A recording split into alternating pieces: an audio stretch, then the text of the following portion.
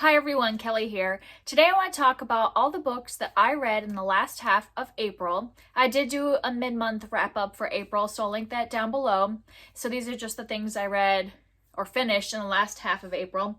And I definitely went off my TBR in the second half of April, so there's only like 2 books here that were kind of things that I was kind of planning on reading, other than the read-alouds with my daughter. And then I ended up impromptu doing a readathon where I ended up reading a ton of stuff for that, so I'll get to that. So I kind of split these based on kind of the way I distracted myself from my TBR. So let's start off with the 2 that were kind of already on my TBR or in the middle of reading. So first I had one that I had started back in March, but I put it down, and then I ended up restarting it to continue, and that is Scary Stories for Young Foxes by Christian McKay Heidecker. I had started this during middle grade March, and I had read like a couple chapters, and then I was like, I really need to just finish this book because it's been on my TBR for so long, and I was in the middle of reading it, so I ended up restarting it and finishing it in the second half of April. And what this is that this is a middle grade kind of spooky book, and I thought it was going to be a short story collection based off of this. And like when you see at the beginning, like it lists out kind of the stories, the names of all the different stories. And it says in the back, 7 little foxes in the twisted antler wood listening to stories much later than they should. And then the foxes drop off as they like get too scared for each of the stories. And so that's kind of what I went into it, expecting these kind of like little spooky stories. But the thing is, this isn't really a short story collection. What this is it's one long story that they have split up into like segments as they're like talking to, so like every time a kind of segment ends, so like, you know, kind of get to something happens, the story stops, and one of the foxes like runs back home, and then they continue the story, and then something else kind of happens and is a kind of a natural stopping point. So it doesn't really feel like short stories because it's just one long story with the same characters in it that is just split up into tiny sections. So it kind of disappointed me because of that, because I was expecting it, I really just wanted it to be little short stories because I hadn't read any like middle grade short stories really, and so I wanted that experience and I wanted them to be spooky little stories. But no, what I got was just like one long fable basically, like because it's kind of a moralistic kind of story, and I just didn't really love it. I gave it 3 stars because I don't think there's anything necessarily wrong with it other than I went in with the wrong expectations. But I think for a young kid that this would be, if you're have a kid that like likes spooky stories, I think this would be good for that, because there is definitely like, there are foxes that die in this. There's definitely like scary things for foxes in this. But yeah, I was just a little disappointed. 3 stars. And then the thing that I loved, I had planned to read the next book in the Brother Sinister series. This is the Countess Conspiracy. It's book 3 in that series, and I love this one. It was 5 stars.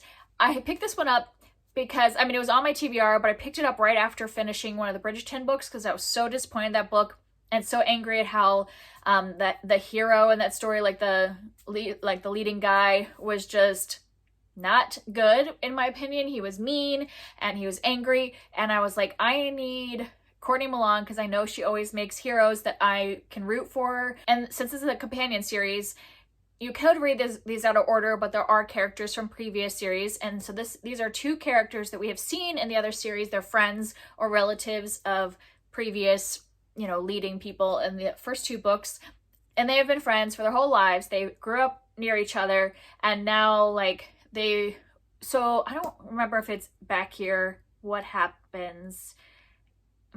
Yeah, so I don't want to tell because there's something that's like the main driving force of the plot in here, but it isn't in the back, so I don't want to give it away. But basically, they're friends to lovers that have been friends their whole lives, and then he's, you know, in love with her and wants to tell her, but she has a lot of baggage from her previous marriage. So the lady in this, she was married previously, her husband died, but there's a lot of trauma from that previous relationship, and so she just kind of is like, I'm never going to get married again. I'm never going to be in a physical relationship again. And so what I love about this book is that even though there is some sexy times, it is pretty far back. So some people reading this might be a little disappointed because usually in a historical romance, there's like, you know, a lot of different sexy scenes. And this one, you have to wait a long time, but I think that's actually more romantic because he waits every step of the way until she's ready. So even like before kissing her, he's waiting for her to be ready to even make that first step. So it is a very slow relationship build and very slow to get to any kind of physical stuff. But that actually for me is more romantic, because I wouldn't want him to push himself on her when she's had past trauma. I find it romantic that he's like really patient and he loves her so much. He would never want to hurt her in any way. And so he takes time to, you know, let her know that she can trust him, and that they, you know, they've been building that friendship trust, but like for her to know she can trust him to not like do anything physical that she's not ready for. And I just thought that was so beautiful and romantic. And so I love this book. I love their relationship. And I just love the slow build of their trust in each other, and also the healing and everything that was going on. So I love this one. If you did want to just pick up one in the series, you could, but I think, you know, you want to kind of have the other couples and what's going on, because you do learn some more about this couple in the previous books. So I think it kind of builds up for theirs. But yeah, 5 stars. I love that. Continue to love how Courtney Milan does historical romance. And then now let's move on to my big distraction from my TBR. So there was a week in the last half of April where there was a readathon happening. Beautifully Bookish Bethany was hosting Tor.com-a-thon, which is just where you spent the week reading books that came out from the publisher Tor.com.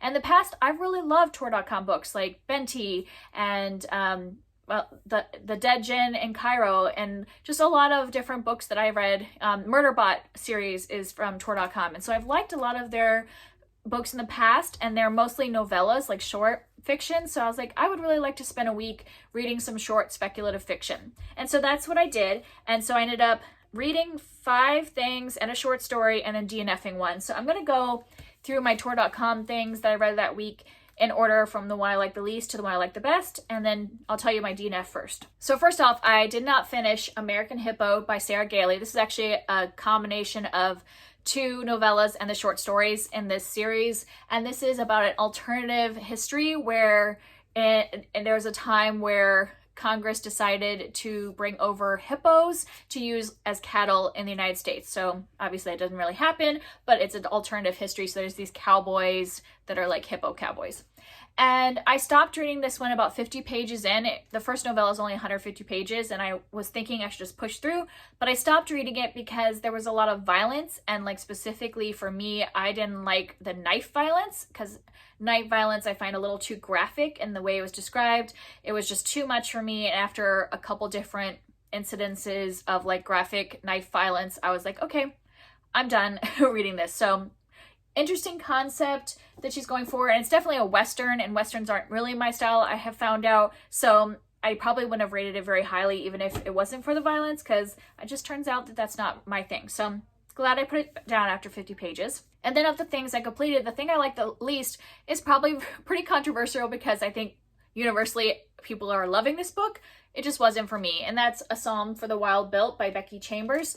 And this one, I gave it 3 stars, but I would say in my pure enjoyment, it was probably closer to a 2, but I objectively can see the value in this book and why other people really enjoy it. I found it incredibly boring. This is basically about a tea monk, which is a monk who serves tea and kind of listens to people's problems, and they meet a robot. And in this world, robots have been separated from humanity because they're sentient now, like have their own feelings and all that, and so they have said that they wanted to live on their own away from humanity, and so they end up being the first like human and robot that have interacted in a long time, like generations. And basically they just talk philosophy and about life. And I get why people might find that interesting, just the conversations, and find it kind of calming and all that. But I just found it boring, and I think also a lot of people connect to the characters, and that's what makes them invested in their conversations. But I didn't really care for either of these characters. I just kind of found them bland, and so I wasn't really caring to just sit and listen to them talk, because there's not like really plot. This is just basically them talking to each other for most of the book. And I just didn't find that interesting. So 3 stars. And the next thing is Sisters of the Vast Black by Lena Rather. And this is about nuns in space, basically. So this is taking place in the future. Space travel is a thing. People are living on different planets. And there are these convents that are in space on spaceships, and they just go around and perform different religious functions. So they might go to a different planet that people are settled on and perform baptisms or marriages, you know, whatever they would need to provide for religious services. And so we're following this convent of nuns on a spaceship. Their spaceship is living, which is awesome, so they can interact with their spaceship, and it's a living entity. And yeah, I gave this one 3 stars. I liked it more than I liked A Song for the Wild Built because I liked the characters in this one, but I didn't love this book. It had a great concept. That sounds like a great concept, but the pacing of this was off. The first half was very much just a character study of these nuns, and we are in the perspective of 5 different ones, I think. And so it was a little too much for a novella to spend the first half with so many different perspectives and learning about their life on the ship and what they do in their day-to-day life. And so it was just kind of day-to-day, not much happening, slice of life. And then all of a sudden in the middle, it completely changed into an action book, which was weird. So it was like a pacing thing. So the first half, deep character study, not much happening at all, just going along, slice of life, and then bam, we're in an action film. So it was a bit jarring. I did overall enjoy it, 3 stars, but I didn't love it because of that. I wish there would have been maybe less perspectives and we kind of trickled in some plot instead of just all of a sudden doing a massive switch in the middle. So yeah, this is a series, but I won't be continuing, but I don't regret reading this one. It was an interesting concept. And then moving on to ones I actually really enjoyed, I have Comfort Me with Apples by Catherine M. Valenti, which I have never read anything by this author, but I've heard of her, and I've heard that she has more kind of fancy writing, and so I wanted to try her out for first in a small novella instead of a whole novel, because sometimes I don't like flowery writing. But I really enjoyed her writing style in this. I don't know if it equals some of her longer books, but I loved the writing in this. And this one, this is one of those books that's so short, and it's kind of got a thing that the author is trying to do. So I don't want to give anything away, but basically we are following a woman named Sophia who has a perfect husband, lives in a perfect house, in a perfect community. And that's what we're introduced to at first, but is it so perfect? That's really all I can say, because anything else would be giving away what this is. And I just found it really enjoyable. I liked the writing. I liked the way it revealed. I mean, I knew what was going on, but that didn't detract me from enjoying it, because I think some people might be surprised by where it's going, and then others would right away pick up all the little clues and know. But even though I picked up the clues very quickly, I still found it to be an enjoyable read and interesting. Then I read The Haunting of Tramcar015 by P. Jelly Clark, and this is in the Dead Gen universe, and that's the series, and all of them are little murder mysteries, or not necessarily murder mysteries, but little mysteries, detective mysteries in an alternative Cairo that's taking place in the 1912. So 1912 Cairo, but it's an alternative universe where Cairo has experienced this connection with supernatural beings. And so there's angels and jinn and all these different beings that are in everyday life. And so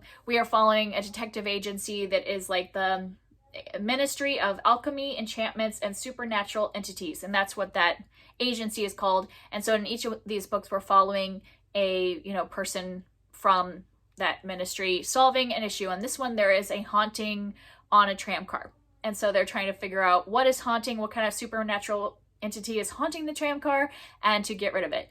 And this one is just so fun. I love the world that P. Jelly Clark has created in this series. I find them very interesting. I love that he's also weaving in real things, parts of the culture. Even though it's an alternative history, we get real elements of Egyptian culture at that time. I have to look up a lot of stuff, but I like that. I like being able to look up and learn about different cultural practices and clothing and food and all that to make it more of a rich experience. So I love this series, and the next one is a full novel, which I'm excited to do that. And I also read a short story in this series, which I can never remember what it's called, so I'll put it on the screen.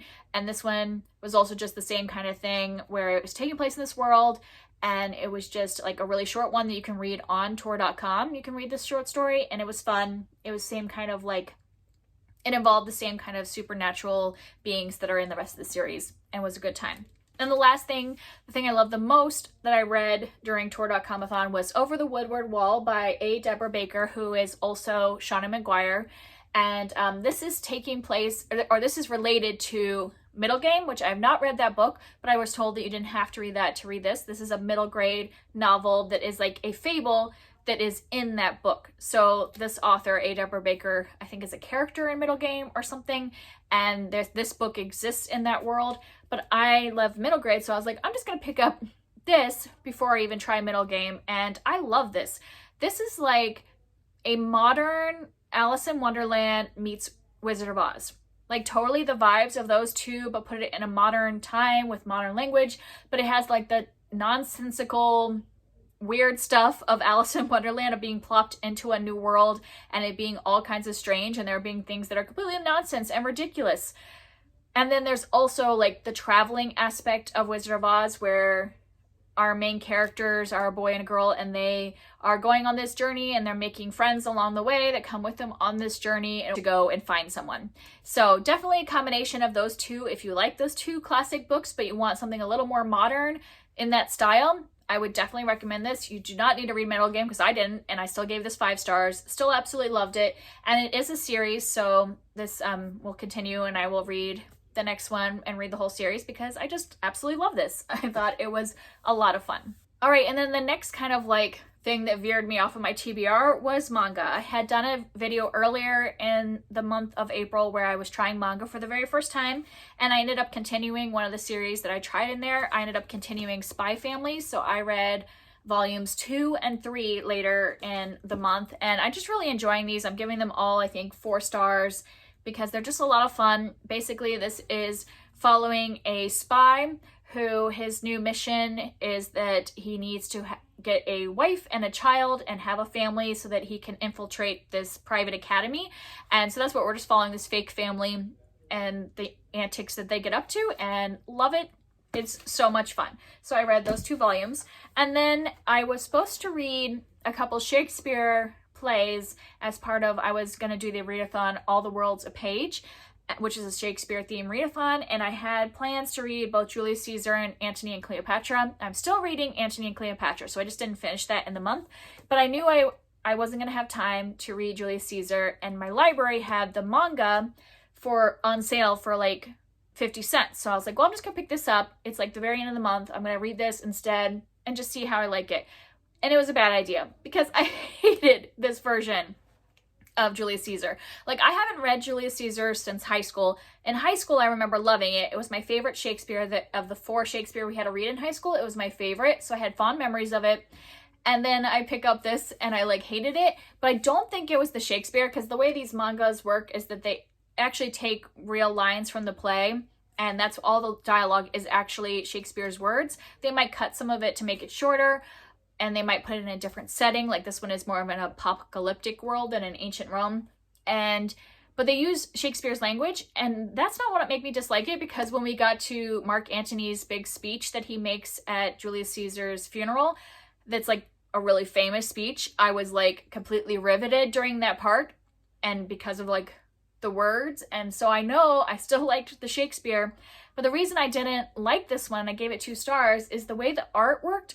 I could not tell the people apart, like at all. Like the conspirators that are like conspiring against Julius Caesar, I couldn't tell who was who. And the problem with that is that, you know, like when you're reading the play or you're watching the play, you can tell who it is, because, you know, it's written right in the play who's saying the words, or you're seeing the character on the stage. But I couldn't tell who was who in this. And so like I was like, who are you? And what part are you playing? Are you on the side of Julius Caesar? Are you against him? I was trying to find an example of like the art so you could kind of like see, like, but yeah, I'm like, who is who? Like there's a lot of times when I just could not tell who was which character. And so it made it so it was hard to follow, even though I know like what happens in this play. I was still very confused for the majority of it, of who was talking and what was going on. So the art kind of ruined it for me. So 2 stars. Someday I'll still have to read the play Julius Caesar, but I'm gonna give myself a little time to separate myself from that so I don't have like bad feelings about it. It's not like I won't try another manga Shakespeare again, because you know, I think all of them are done by different artists, but that one was very confusing. And I know I'm not the only one, because when I looked on reviews to see like, am I just like the weird one that can't tell, a ton of people were saying that they were confused in their reviews of like not being able to tell people apart. So it wasn't just me. And now, like, those are the things that I read just for me. And now I have a few books that I read with my daughter. So if you don't care about hearing about those, you can, you know, sign off now. But we did end up reading quite a few things together. So we finished Rusha and the City of Gold by Roshni Chokshi. And this is book 4 in the Rusha series. And this is my least favorite so far in the series. I'm still loving it overall. Like, I just absolutely adore these characters. I love all of them. I love how she builds the characters and their relationships over the books so that you get really attached to them, or at least I get really attached to them. And I really like all of the world she's created with the mythology blended in. Like, this is based off of Hindu mythology and it's woven in really well. And I just really enjoy these books, but this one was my least favorite. I still gave it 4 stars because I just love so much about this series, but it felt a little like boring towards the middle. Like, it was just kind of following a pattern that kind of happened over and over again, the way the events were going on. So I was getting a little like, okay, let's get to the climax here. So just a little pacing problems with this one. Yeah, this one was my least favorite of the series, but it's still 4 stars, so I obviously really love the series in general. And then we read together The Great Cake Mystery by Alexander McCall Smith. And I guess that, I didn't know this, but I guess this author wrote this as kind of almost like a prequel to his adult series. There's an adult series called The #1 Ladies Detective Agency, which I guess is a really long-running series with lots of books in it, but I've never read it before. And this is like the detective that's in that one, Precious. This is Precious as a child and her solving like a little like case and mystery in her class. But this was super cute. Like, reading mystery books with young kids that are meant for young kids can be super boring for me. I don't usually like want to read those kind of books with her, but this was recommended as part of our school curriculum, and so I was like, oh, we'll give it a try. But I just really liked the writing in this. I thought, even though it's a very easy mystery for an adult to figure out, I just thought it was really well written, and there's pictures in here that are really beautiful. So I loved that. So it takes place in Africa, and there's just like, I'm trying to find a fun picture, like art.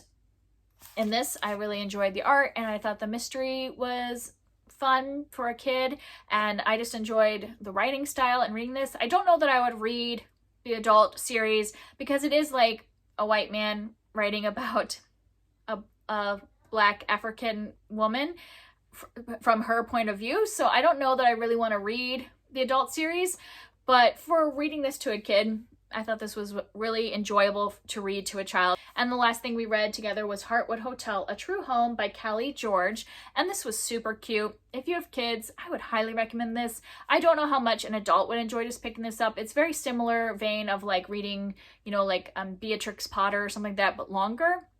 Like, take kind of those kind of stories and make it into a full chapter book, because it's just sweet little woodland creatures and them, you know, having nice little experiences together. I don't know. It's like this little mouse that doesn't have a home, and she comes across this hotel for woodland creatures, and she gets a job working as the maid, and her just finding a new home there. And it was so cute and sweet.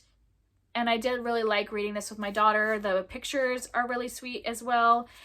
So yeah, this was just great for reading to a young kid. So I don't know that I would say pick it up as an adult because it's very simple, but definitely super sweet to read to a child. And that's it for me today. If you've read any of these books and want to talk about them, I'd love to hear from you down below, and I'll see you next time. Bye.